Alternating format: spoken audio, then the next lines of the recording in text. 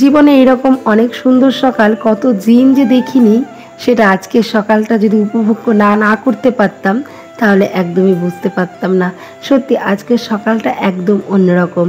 সকালে ছাদে উঠে শুধুই শুনতে পাচ্ছিলাম পাখির কলরব। অন্যান্য দিন তো চোখ খুললেই শুধুই শুনতে পাই মেশিনের আওয়াজ।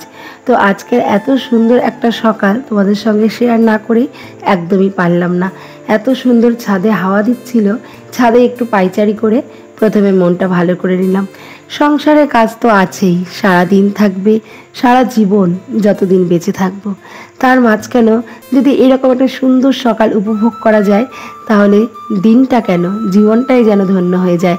মনে হয় অনেক না পাওয়াকে ফিরে পেয়েছি। তো যাই হোক, সুন্দর একটা মুহূর্তের অনুভূতি নিয়ে সুন্দর একটা সকালে সবাইকে ওয়েলকাম জানিয়ে আমি দীপিকা রানাঘাট থেকে আমার নতুন আরও একটি ব্লগে রইল তোমাদের অনেক স্বাগতম এবং অভিনন্দন ও ভালোবাসা। ব্যস্ততা তো মানুষের জীবনেই থাকবে, তাই আমাদের গৃহবধূদের শুধু ব্যস্তময় দিন নয়, আমাদের গৃহবধূদের প্রত্যেকটা দিন দায়িত্ব এবং কর্তব্যময়।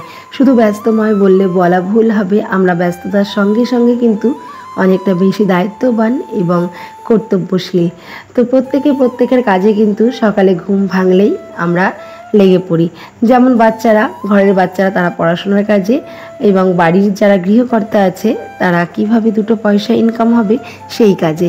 আর আমরা যারা গৃহিণীরা আছি তারা কিভাবে প্রত্যেককে মন জুগিয়ে চলে প্রত্যেকের প্রতি দায়িত্ব কর্তব্য পরায়ণ হয়ে দিনটা কাটাবো সেই দিকে। প্রত্যেকেই কিন্তু যার যার জীবনে আমরা ব্যস্ত। এত ব্যস্ততা, এত দায়িত্ব কর্তব্যর মধ্যেও সংসার জীবন থেকে নিজের সুখের রসদটুকু খুঁজে বার করে চলি আমরা। আজও জীবনে কি আমরা সুখ খুঁজে পাই, সেই রসদটা কি খুঁজে পাই জানি না, তবে প্রতিটা মুহূর্তে আমরা সুখ খুঁজি অন্যের খুশি দ্বারা। তো এটাই আমাদের জীবন। সকালে সমস্ত বাসি কাজকর্মের সঙ্গে তোমাদের ভিডিওটা শুরু করে দিলাম। প্রথমে দাঁতটা ব্রাশ করে একটু নিজে রিল্যাক্স ফিল করে নিলাম, কারণ নিজে পরিষ্কার তো পুরো ফ্যামিলি পরিষ্কার, এটা আমি মনে করি। আমি যদি নিজের থেকে বা ভেতর থেকে পরিষ্কার না থাকি তাহলে কিন্তু কখনোই আমার পরিবার পরিষ্কার পরিচ্ছন্ন বা আমার সংসারকে পরিষ্কার পরিচ্ছন্ন করে তুলতে পারবো না। সারা দিনে কিছু করো বা না করো, নিজের জন্য তো আমরা এতটুকু করতেই পারি না যেটা আমার নিজের 100% দিয়ে আমি সংসারের জন্য 200% করতে পারবো। তো সকালে ফ্রেশ হয়ে সকালের বাসি কাজগুলোতে আর এমনিতেও ঘর সংসারের যে কোনো কাজগুলোতে যদি আমরা হাত দিই, প্রত্যেকটা কাজই কিন্তু খুব সুন্দরভাবে গোছানোভাবে করা যায়। দাঁত ব্রাশ করে দুয়ারে জল দিয়ে তুলসীতলা মুছে এখন চলে এসেছি দেখো ঘরে এসে প্রথমেই বিছানাটা তুলে নিচ্ছি। আর সবথেকে বড় কথা, আমাদের বাড়ির সৌন্দর্য যেমন উঠোন, আমাদের ঘরের সৌন্দর্য কিন্তু বিছানা। বাড়িতে যদি বড় একটা উঠোন থাকে, সেটাকে যদি লেপে পুছে পরিষ্কার করে ঝেড়ে ঝুড়ে রাখা যায়, দেখবে সেই বাড়ির সৌন্দর্যটাই যেন পরিবর্তন হয়ে যায়। তেমনি ঘরে যদি একটা সুন্দর বিছানা, পরিষ্কার বিছানা থাকে, তাহলে দেখবে সেই ঘরের মাহাত্ম্যটাই যেন পুরো পাল্টে যায়, ঘরটা যেন অন্যরকম লাগে। অন্যান্য কাজ অগোছালো থাকলেও ঘরটা যদি আমরা পরিষ্কার রাখতে পারি, বিছানাটা যদি পরিষ্কার রাখতে পারি, তো ঘরের অর্ধেক কাজ কিন্তু আমাদের হয়ে যায়। প্রথমেই বললাম সংসার জীবনে কিন্তু আমরা সবাই ব্যস্তময়। তো দেখো না, আমার সংসারের বাসি কাজকর্মগুলো করতে করতে অন্বেষার পড়তে যাওয়ার টাইম হয়ে গেছে। ও ঘুম থেকে উঠে গেছে, তাই ওকে একটা হালকা পাতলা টিফিন করে দিচ্ছি। কারণ এত সকালে ভাত একদমই খেতে চায় না, ভাত করলেও খেতে চায় না। খুব জোর জবরদস্তি যদি কখনো পারি খাইয়ে দিই, কিন্তু রোজ রোজ তো ও তো আর ছোটো নেই যে ওকে মুখে দিয়ে জল ঢেলে দেবো, গিলে গিলে খেয়ে নেবে। ও রুচিবোধ শিখেছে, নিজের ভালো মন্দ শিখে গেছে, তো ওকে আর এইভাবে গিলিয়ে গিলিয়ে কিন্তু খাওয়ানো যায় না। তো সেক্ষেত্রে ও বললো, মা আমি সকালে ভাত খেয়ে আমার সাইকেল চালাতে ভীষণই কষ্ট হয়, তুমি হালকা পাতলা কিছু করে দাও। তাই ওর জন্য হালকা পাতলা একটু টিফিন করে দিচ্ছি। দেখো একটা রুটি ভেজে, পাউরুটি না, একটা রুটি ভেজে আর একটা ডিম অমলেট করে তাতে কিছুটা সস দিয়ে, আজকে শসা একটা অবশ্য আছে, ওটা স্যালাডের জন্য রেখেছি, তাছাড়া অন্য কিছু ছিল না, তাই ওই ডিম দিয়ে সস দিয়ে কিন্তু একটা রোল মতো করে দিলাম। আর ওই দেখতে পেলে এক গ্লাস গরম জল করে নিলাম, ওটা দিয়ে কিন্তু একটু হরলিক্স গুলিয়ে দেবো। তো এই হালকা পাতলা টিফিনটুকু খেয়েই কিন্তু ও পড়তে চলে যাবে। অ্যাকচুয়ালি আমাদের বাড়ির থেকে ওর যে পড়তে যায় তার যে দূরত্বটা সেটা কিন্তু প্রায় আধ ঘন্টা। তো ভরপেট, আমি এটা নিজেও বুঝি যে ভরপেট ভাত খেয়ে কিন্তু কখনোই আধ ঘন্টা সাইকেল চালানো একদমই সম্ভব হয়ে ওঠে না। ঠিকই আছে ওর দিক থেকে ও, তবুও মায়ের মন, সেই হিসাবে আমি একটু জোর করে ওকে ভাত খাইয়ে দিতাম, যে ভাতটা খেলে ওর পেটটা ভরা থাকবে, এটা ভেবেই ভাতটা খাইয়ে দিতাম। কিন্তু এখন যে দেখতে পাচ্ছি কারোর ইচ্ছের বিরুদ্ধে কখনোই জোর করে কিছু করানো উচিত নয়।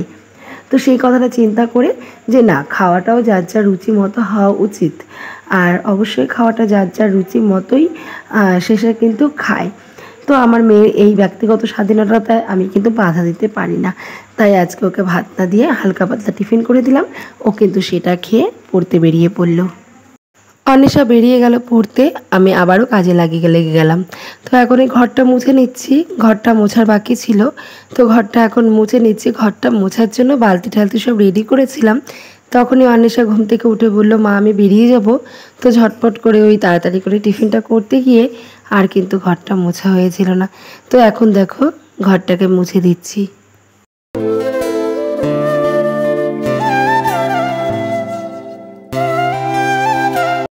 আর আমি কিন্তু ওই ঘুম থেকে উঠেছি ভোর 5টায়, আর এখন 5টায় ভোর বললে বলা ভুল হয়, কারণ 5টায় সকাল হয়ে যায় পুরো। তো উঠেছে আর 6টা বাজলে তো পুরো এখন ছাদে যাওয়াই যায় না, কারণ রৌদ্রের এত তাপ আর এত জল করে রোদ ওঠে। আর গরমের দিনে বলো তো কি একটা জিনিস ভীষণ ভালো, সেটা হলো জামা কাপড় কাচার সঙ্গে সঙ্গে কিন্তু শুকিয়ে যায়, এইটা কিন্তু একটা পজিটিভ দিক আছে। কিন্তু গরমের দিনে এত হাঁসফাঁস, এত শরীরটা খারাপ লাগে আর এনার্জিটা এত লস হয়ে যায়, সেই দিক থেকে বিচার করলে খেয়ে ঘুমিয়ে কিন্তু ওই শীতের দিনেই আরাম। তবু যাই হোক, ভগবানের এটা লীলা খেলা বলা যেতে পারে, যে ঋতু পরিবর্তন তো হবেই, আর তা না হলে তো আমরা অসুস্থ হয়ে পড়বো, আর আমাদের কিন্তু পৃথিবীটাও ঠিকঠাকভাবে চলবে না। গরমের দিনে গরম আর শীতের দিনে শীত পড়াটা স্বাভাবিক। তবে এখন এমন একটা দিন চলে এসেছে যে কবে শীতকাল আর কবে গরমকাল এটা কিন্তু বোঝাই যায় না।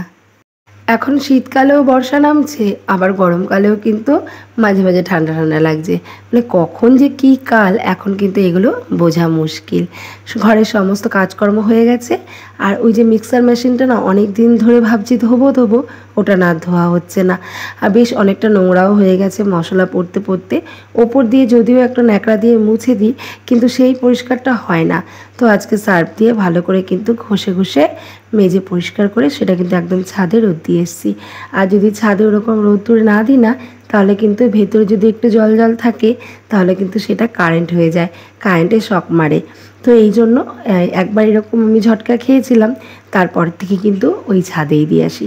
আর ঘরের এরকম ছোটোখাটো কাজগুলো না মানে করতে কিন্তু অনেকটা টাইম লাগে, কিন্তু ওই ছোটো কাজটা কিন্তু অনেকটা বড় কাজের মতো কাজ দেয়।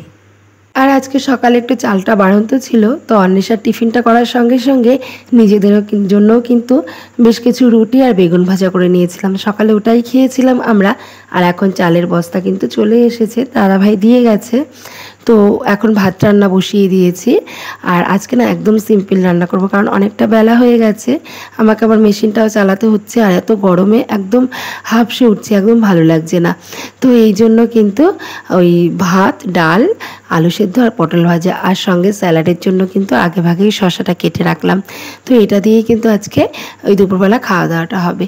আর না যা গরম পড়েছে, একটুখানি মানে কি বলবো, মনের তৃষ্ণাটা, জানিও ফ্রিজের জল খাওয়া ভালো নয়, তবুও মনের তৃষ্ণাটা মেটানোর জন্য কিছু জলের বোতলে জল ভরে সেটা ফ্রিজের মধ্যে রেখে দিলাম।